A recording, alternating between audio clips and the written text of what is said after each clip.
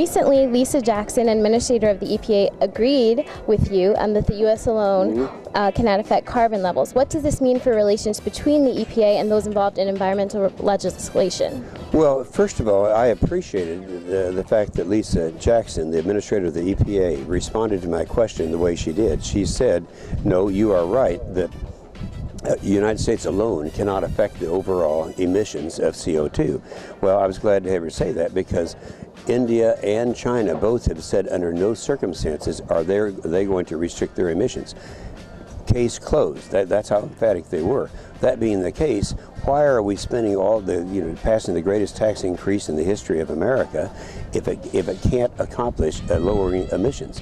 And by her own admission, it won't. So I think it's extremely significant that she made that statement, and I applaud her for her honesty.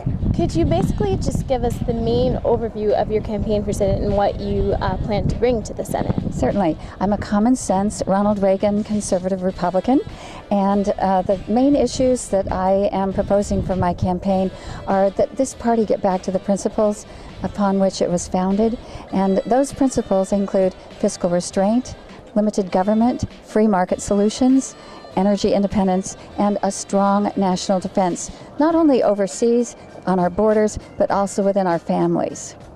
Great. And in what ways do you plan to do you plan to work with the media or any grassroots organizations for your campaign?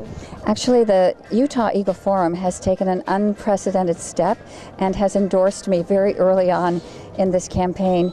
And yes, there are also some other conservative organizations that I know are supporting me, and we're going to do a lot of different things with the media, and certainly that's what you're all about, and it's really important to get this message out. I've also been a talk show host in the past, and so I'm very familiar with that format, and I like to get those messages out. So we've already been on radio, and we plan on doing more of it throughout the campaign.